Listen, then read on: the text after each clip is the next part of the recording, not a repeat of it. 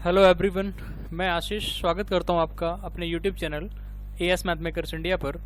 तो आज की इस वीडियो में हम बात करने वाले हैं पॉलिनोमियल्स इन वन वेरिएबल।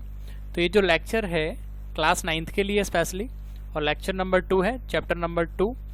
और इसका पहला जो लेक्चर है इसकी लिंक मैं यहाँ पर डिस्क्रिप्शन में दे दूंगा आपको, जिससे आप उस वीडियो को भी एक्सेस कर पाएँ। ठीक है, अगर आपने चैनल अभी तक सब्सक्राइब नहीं किया है तो प्लीज़ इसको सब्सक्राइब कर लीजिएगा, जिससे आने वाली वीडियो का नोटिफिकेशन आप तक पहुंचता रहे। तो इस वीडियो में हम बात करने वाले हैं पॉलिनोमियल्स इन वन वेरिएबल। तो यहाँ पे बहुत सारी चीज़ हम डिस्कस करेंगे कि पॉलिनोमियल्स क्या होता है। हालांकि इसका जो वीडियो है इसके ऊपर हम कंप्लीट बना चुके हैं, पहला लेक्चर कि पॉलिनोमियल्स क्या होता है, और इंट्रोडक्टरी पार्ट वहाँ पे कवर कर चुके हैं।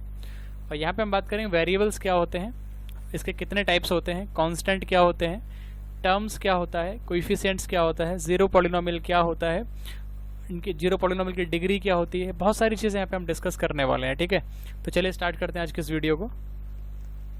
तो सबसे पहले यहाँ पे हम बात करने वाले हैं कांस्टेंट क्या होता है। ठीक है, तो कांस्टेंट मतलब जो फिक्स्ड वैल्यू, फिक्स्ड वैल्यू, इसको अपन बोलते हैं कांस्टेंट। फॉर एग्जाम्पल, जैसे मैं बोलूँ आपको 1, 2, 3, 10, 17, 19 और भी बहुत सारी वैल्यूज़, ये सारी वैल्यूज़ जो है फिक्स हैं। 1, 2, 3 ये वैल्यू आपकी चेंज नहीं होंगी, वेरी नहीं करेंगी। ठीक है, तो ये सारी की सारी वैल्यूज़ जो हैं फिक्स्ड वैल्यू हैं, इसको अपन क्या बोलते हैं, कांस्टेंट।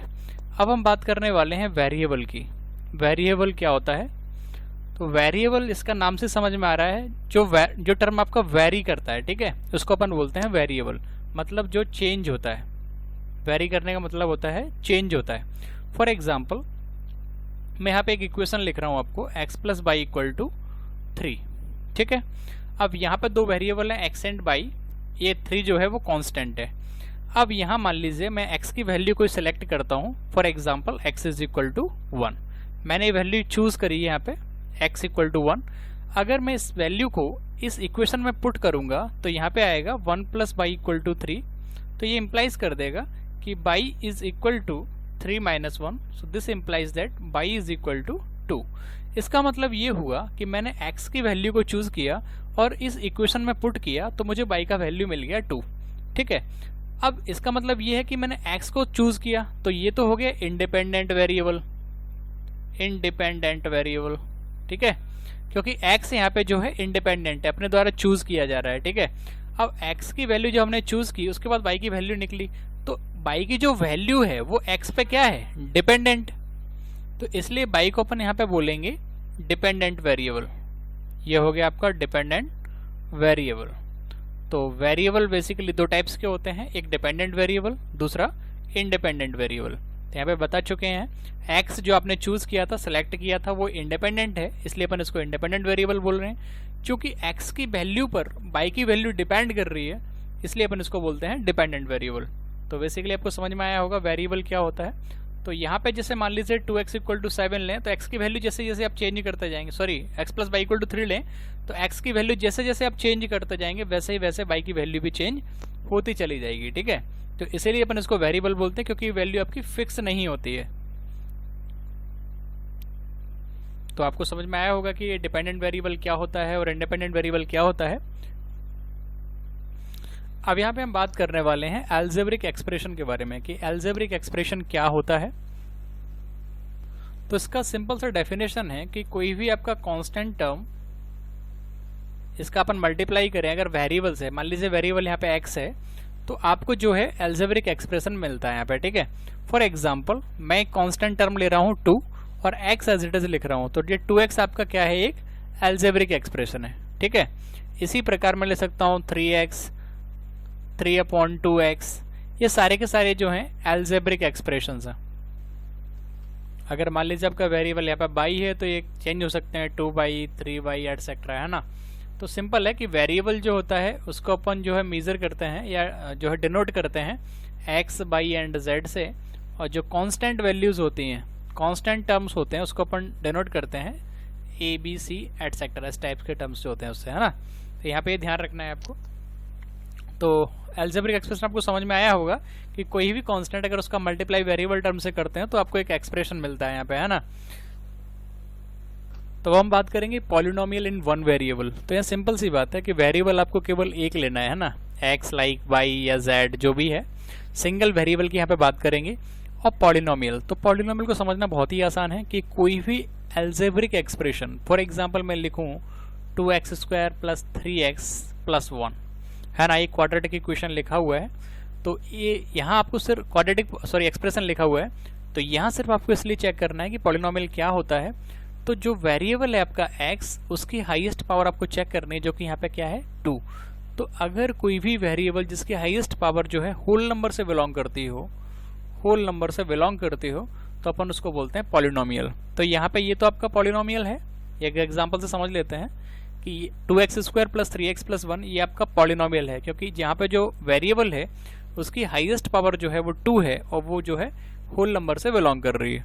ठीक है, अब दूसरा एग्जांपल देते हैं, जैसे मैं लिखूं x प्लस 1 अपॉन एक्स, और बताना है आपको क्या ये पॉलिनोमियल है, इज इट पॉलिनोमियल। क्वेश्चन ये है, इज इट पॉलिनोमियल, कि आपका पॉलिनोमियल होगा, है ना। तो ये सिंपल सी बात है, इसको अब जब चेक करेंगे तो आप क्या करेंगे, इसको ऐसे ले सकते हैं x plus X to the power -1। अब यहाँ पर जो x की पावर है वो -1 है, और -1 जो है आपका होल नंबर में बिलोंग नहीं करता है।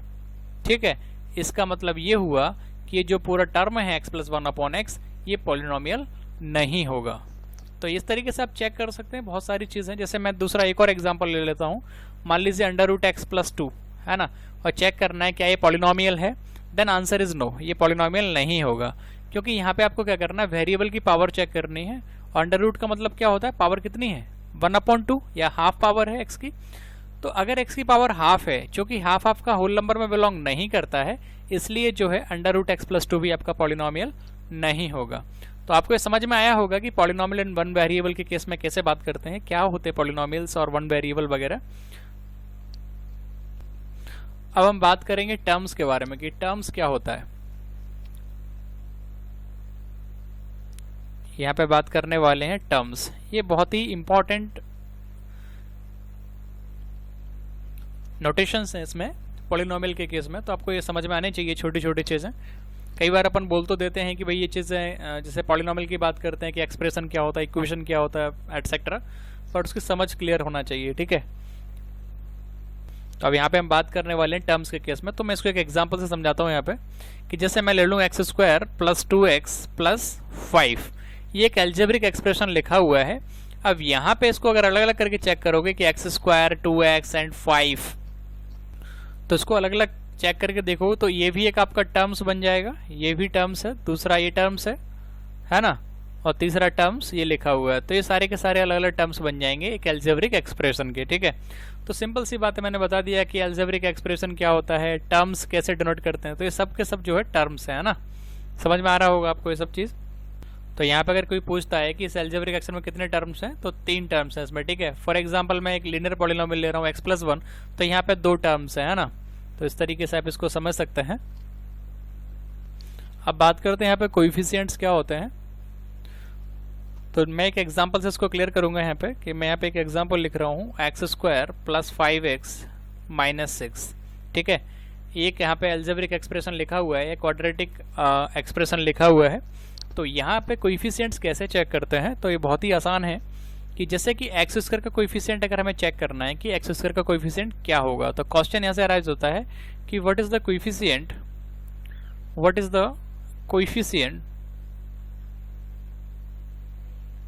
ऑफ एक्स स्क्वायर, कि एक्स स्क्वायर का कोएफिशिएंट क्या है। तो आप देख सकते हैं कोएफिशिएंट का मतलब होता है कि एक्स स्क्वायर में किस नंबर का मल्टीप्लाई हो रहा है। तो आप देख सकते हैं एक्स स्क्वायर में आप 1 से मल्टीप्लाई करेंगे तो उसमें कोई फर्क तो नहीं पड़ेगा। तो एक्स स्क्वायर में यहाँ पे 1 से मल्टीप्लाई हो रहा है, तो एक्स स्क्वायर का जो कोएफिशिएंट है वो क्या है, 1 है। ठीक है, इसी प्रकार मैं अगर दूसरे टर्म के केस में बात करूँ 5x के केस में और पूछूं कि what is the coefficient of, same question है कि what is the coefficient of x का कोएफिशिएंट क्या है, तो उसका सिंपल सा सॉल्यूशन है कि x में जिस नंबर से मल्टीप्लाई हो रहा है वो कहलाएगा आपका x का कोएफिशिएंट। तो x में जो +5 से मल्टीप्लाई हो रहा है तो जो है +5 आपका क्या कहलाएगा, कोएफिशिएंट ऑफ x। ठीक है, इसी प्रकार जब हम बात करें ये जो लिखा है ना -6, ये आपका सीधा का सीधा क्या है, ये कांस्टेंट है। ठीक है, तो यहाँ पे समझ में आ रहा होगा कि कोएफिशिएंट ऑफ एक्स स्क्वायर कैसे फाइंड करते हैं किसी क्वाड्रेटिक पॉलिनोमियल के केस में।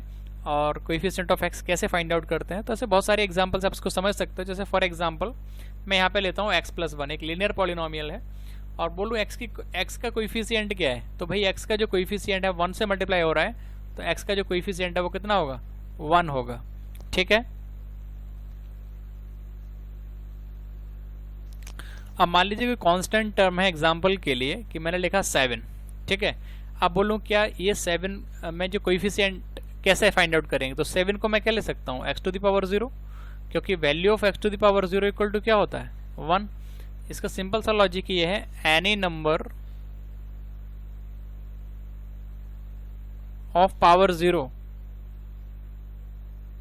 Is equal to 1। किसी भी नंबर के ऊपर अगर पावर 0 है तो उसका वैल्यू क्या होता है, 1 होता है।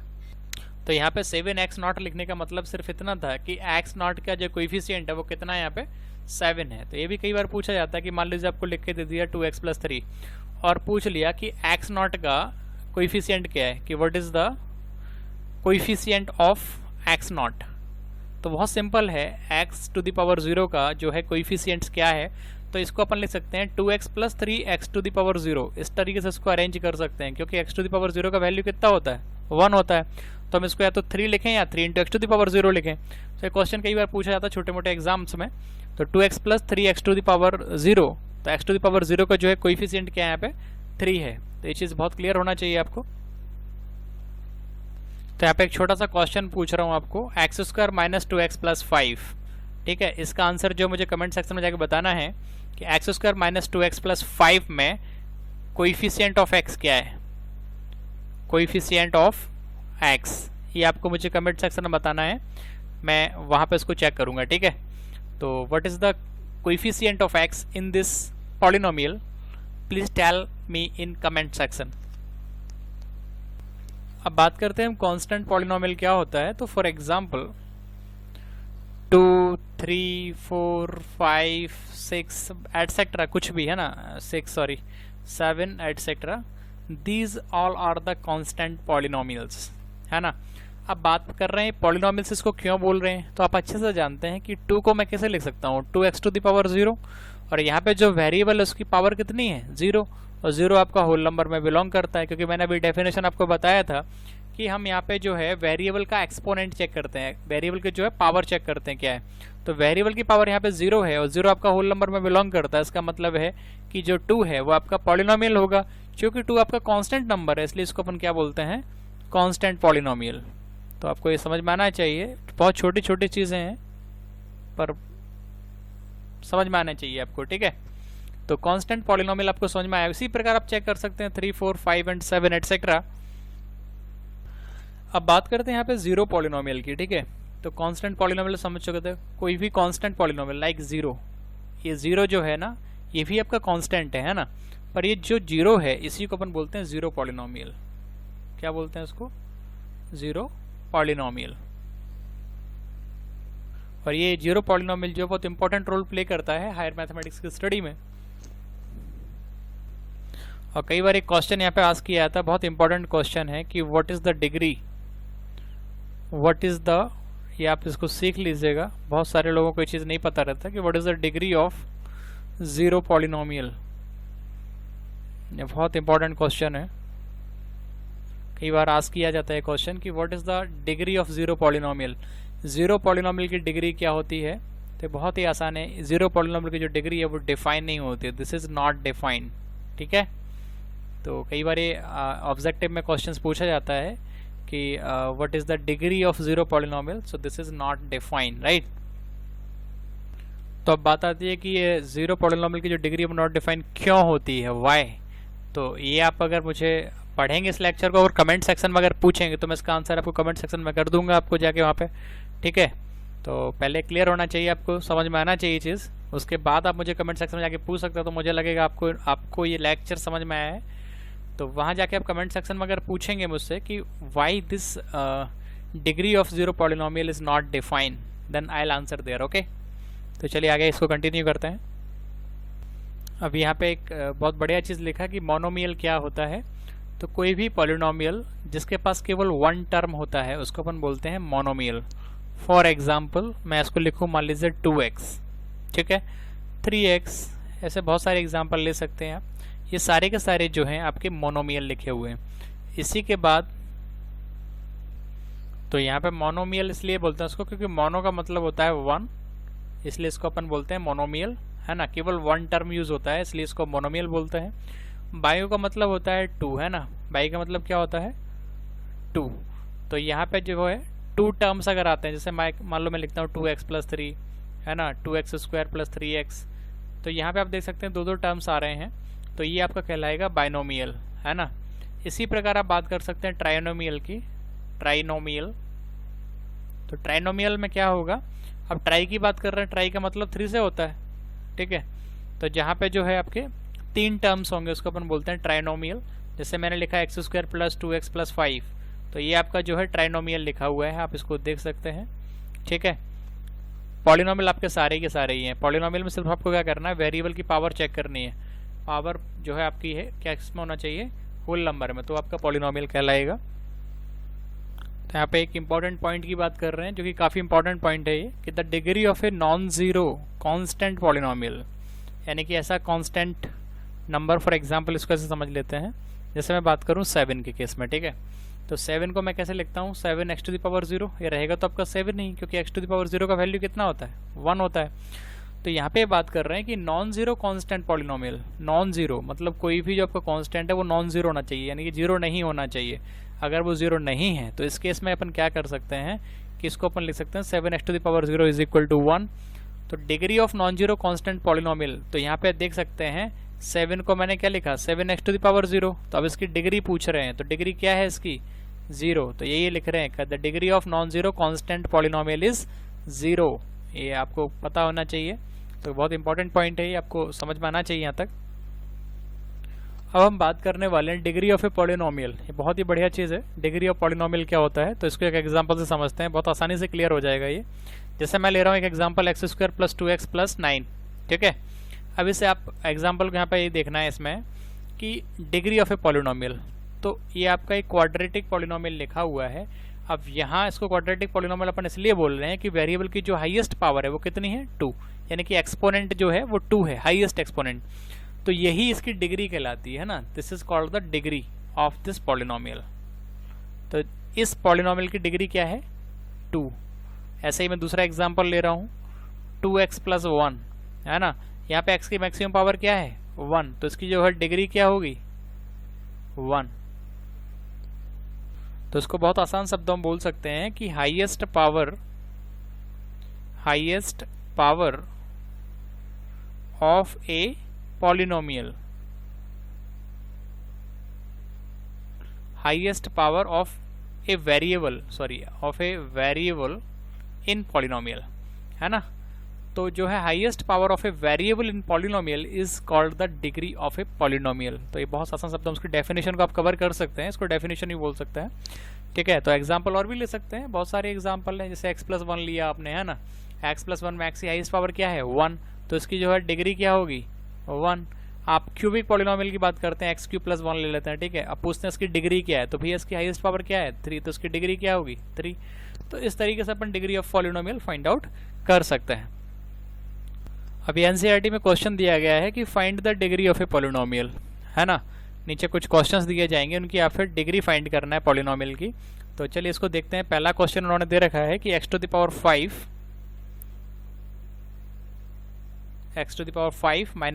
+ 3। अब इसमें ये क्या पूछ रहे हैं कि इसकी डिग्री ऑफ पॉलिनोमियल क्या होगा। तो बहुत सिंपल है, मैंने बता दिया था अभी कि आपको क्या चेक करना है कि वेरिएबल पहले, है ना, और वेरिएबल की हाईएस्ट पावर, यहाँ पे हाईएस्ट पावर कितनी है, 5 है ना। तो अपन कह सकते हैं कि इसकी जो डिग्री है, डिग्री ऑफ ए पॉलिनोमियल कितना होगा भाई, 5 होगा। बहुत आसान है इसको बताना। इसी प्रकार दूसरा क्वेश्चन दिया गया है कि 2 - y² - y³ + 2/8। अब इसमें थोड़ा सा कंफ्यूज करने के लिए उनका आगे पीछे लिख दिया है, तो इससे कोई दिक्कत नहीं है, आपको सिर्फ वेरिएबल चेक करना। तो वेरिएबल तो यहाँ भी है, यहाँ भी है और यहाँ भी है। अब हाईएस्ट पावर भी देखनी है, तो हाईएस्ट पावर तो भाई साहब यहाँ से ही मिलेगी आपको, है ना। हाईएस्ट पावर कितना है इसमें, 8। तो आप यहाँ से देख सकते हैं कि इसकी जो है डिग्री ऑफ पॉलिनोमियल अगर की बात करें, डिग्री ऑफ दिस पॉलिनोमियल वो कितना होगा, 8 होगा, ठीक है। तो आपको समझ में आ रहा होगा ये। तीसरा क्वेश्चन जो है लिखा हुआ है कि आपको चेक करना है 2, इसकी डिग्री ऑफ ए पॉलिनोमियल आपको फाइंड करना है। तो ये बहुत ही आसान है, इसको मैं लिख सकता हूँ 2x⁻0, क्योंकि मैं बता चुका हूँ कि x⁻0 है, उसकी वैल्यू क्या होती है, 1 होती है ना। तो आप बात कर रहे हैं इसकी डिग्री ऑफ ए पॉलिनोमियल क्या होगा, तो ये आपका कांस्टेंट पॉलिनोमियल है। तो मैंने एक इंपॉर्टेंट पॉइंट आपको बताया था कि कांस्टेंट पॉलिनोमियल की जो डिग्री होती है वो क्या होती है, 0। ये यहाँ पे आपको समझ में आना चाहिए।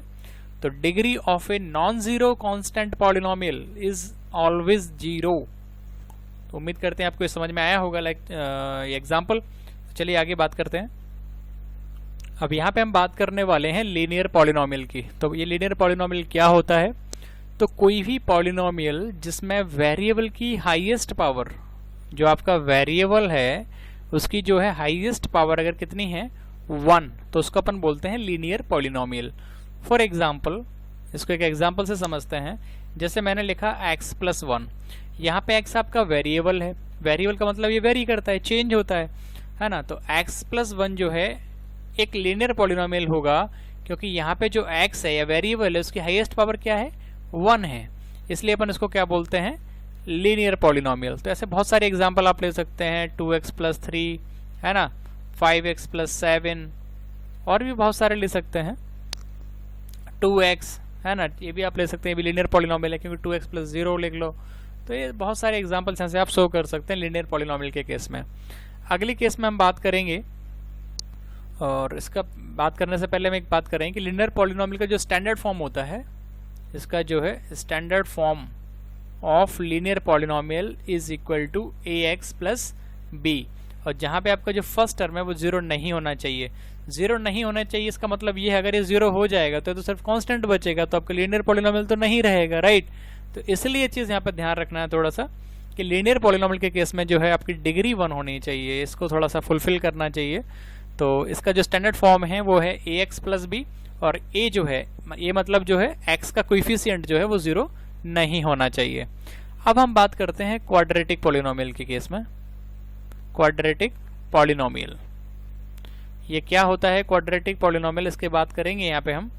तो इसको मैं एक एग्जांपल से समझता हूँ। इससे पहले जो है कोई भी पॉलिनोमियल जिसमें जो है वेरिएबल की जो डिग्री है, हाईएस्ट डिग्री है या हाईएस्ट पावर जो है वो अगर 2 है, तो उसको अपन बोलते हैं क्वाड्रेटिक पॉलिनोमियल।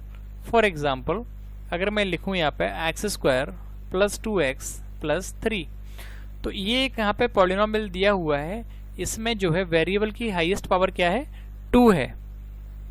तो यहाँ पे वेरिएबल की जो हाईएस्ट पावर 2 है, इसलिए अपन इसको क्या बोलते हैं, बता चुका हूँ क्वाड्रेटिक पॉलिनोमियल में जो है हाईएस्ट पावर क्या होना चाहिए, 2। तो ये आपका जो होगा वो कहलाएगा क्वाड्रेटिक पॉलिनोमियल। ये हो गया आपका क्वाड्रेटिक पॉलिनोमियल, ठीक है भाई। तो ये इसका स्टैंडर्ड फॉर्म की बात कर लेते हैं कि इसका जो स्टैंडर्ड फॉर्म होता है वो होता है ax² + bx + c, ax² + bx + c। यहाँ भी यही कंडीशन है कि आपका a 0 नहीं होना चाहिए। इसका रीज़न ये है कि a 0 क्यों नहीं होना चाहिए, क्योंकि अगर आपका a 0 हो जाएगा तो इसका मल्टीप्लाई जब आप x² में करेंगे तो ये पूरा 0 हो जाएगा, फिर आपका जो है ये लीनियर पॉलिनोमियल में कन्वर्ट हो जाएगा, क्वाड्रेटिक पॉलिनोमियल नहीं रहेगा, ठीक है। तो उम्मीद करते हैं आपको ये समझ में आया होगा। इसके बहुत सारे एग्जाम्पल हैं क्वाड्रेटिक पॉलिनोमियल के। आपने लिखा x² + 1, ये भी आपका एक क्वाड्रेटिक पॉलिनोमियल है ना। तो बहुत सारे एग्जाम्पल आप यहाँ से देख सकते हैं, एनसीईआरटी की बुक से भी देख सकते हैं। अब यहाँ पे हम बात कर रहे हैं क्यूबिक पॉलिनोमियल की। तो क्यूबिक पॉलिनोमियल में आपको क्या करना है, वेरिएबल की जो आपकी हाईएस्ट पावर है वो क्या होना चाहिए, 3, यानी कि जो है आपका जो पॉलिनोमियल लिखा है उसकी डिग्री कितनी होनी चाहिए, 3। अगर किसी पॉलिनोमियल में वेरिएबल की पावर 3 है या डिग्री उस पॉलिनोमियल की 3 है, तो उसको अपन बोलते हैं क्यूबिक पॉलिनोमियल। फॉर एग्जाम्पल, इसको मैं यहाँ पे लिख सकता हूँ 2x³ + 3x² + 5x + 1। ये जो है यहाँ पे आप चेक करना है कि x की जो हाईएस्ट पावर है वो क्या है, 3 है, और चूंकि x की हाईएस्ट पावर 3 है, इसको अपन इसको क्या बोलेंगे, क्यूबिक पॉलिनोमियल, ठीक है। और भी बहुत सारे एग्जांपल आप ले सकते हैं, जैसा कि मैं बहुत सिंपल एग्जांपल ले रहा हूँ x³ - 1, ये भी आपका क्यूबिक पॉलिनोमियल है, ठीक है। और भी ले सकते हैं, ऐसा कोई ज़रूरी नहीं है कि 2x³ फिर स्क्वायर वाला टर्म आएगा फिर x वाला टर्म आएगा तब कांस्टेंट आएगा। यहाँ पे आप देख सकते हो डायरेक्ट क्यूब है फिर डायरेक्ट कांस्टेंट आ गया, तो कोई ज़रूरी नहीं है x³ plus x plus one. अब यहाँ से एक्स स्क्वायर का टर्म गायब हो गया, तब भी ये आपका क्यूबिक पॉलिनोमियल है ना। ये चीज़ आपको समझ में आनी चाहिए। अब इस क्यूबिक पॉलिनोमियल का जो स्टैंडर्ड फॉर्म होता है, तो इसको मैं यहाँ पे लिखूंगा कि standard form of cubic polynomial. तो इसकी बात कर लेते हैं यहाँ पे।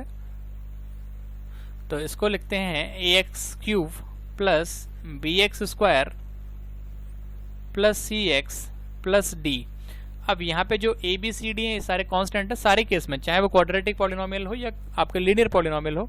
ये ए बी सी डी सारे के सारे आपके कांस्टेंट हैं और एक्स जो है वेरिएबल है ना। यहाँ पे जो हाईएस्ट पावर है 3 है, इसलिए इसको अपन क्यूबिक पॉलिनोमियल बोलते हैं। और चूंकि यहाँ पे जो है ये स्टैंडर्ड फॉर्म लिखा हुआ है क्यूबिक पॉलिनोमियल का, तो यहाँ भी वही कंडीशन है कि आपका जो है ए 0 नहीं होना चाहिए, क्योंकि अगर ये 0 हो जाएगा तो ये पूरा टर्म 0 हो जाएगा। अगर ये पूरा टर्म 0 हो गया तो आपका क्वाड्रेटिक पॉलिनोमियल बन जाएगा, क्यूबिक पॉलिनोमियल नहीं रहेगा। तो उम्मीद करते हैं आपको ये सब समझ में आया होगा, linear, quadratic and cubic polynomial. तो यहाँ पे अब बात करेंगे पॉलिनोमियल ऑफ डिग्री n के बारे में, है ना। तो यहाँ पर सिर्फ सिंगल वेरिएबल की हम बात कर रहे हैं और डिग्री n के लिए एक एक्सप्रेशन इसको लिखना चाहेंगे, तो ऐसे लिख सकते हैं इसको an x to the power n। अब यहाँ से एक एक कम करते जाना है, तो अगला टर्म आएगा an minus one x to the power n minus one. अगला आएगा an minus two x to the power n minus to.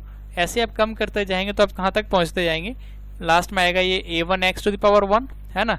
फिर आएगा a0 x to the power 0। आप इसको चाहें तो केवल a0 भी लिख सकते हैं, क्योंकि x टू द पावर 0 का जो वैल्यू होता है वो 1 होता है, मैं आपको बता चुका हूँ। तो ये पॉलिनोमियल ऑफ डिग्री n लिखा हुआ है ना। तो ये बहुत आसान है। an minus one, an minus to, ये सारे के सारे जो आपके कांस्टेंट टर्म्स कहलाते हैं यहाँ पे। और यहाँ भी कंडीशन यही है कि आपका जो an है वो 0 नहीं होना चाहिए, ठीक है। ये सेम है सबके लिए।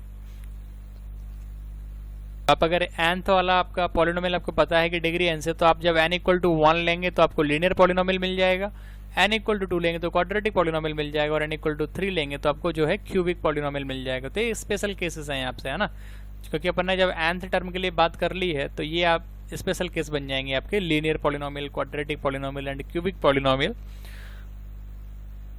और अगर मान लीजिए इन सबके जो कोएफिशिएंट्स हैं लाइक दैट, ये सब के सब 0 हो जाएं थोड़ी देर के लिए, तो ये जो है आपका 0 पॉलिनोमियल बन जाएगा, ठीक है। ये क्या बन जाएगा, 0 पॉलिनोमियल। और 0 पॉलिनोमियल के बारे में पहले ही बता चुके हैं काफ़ी सारा।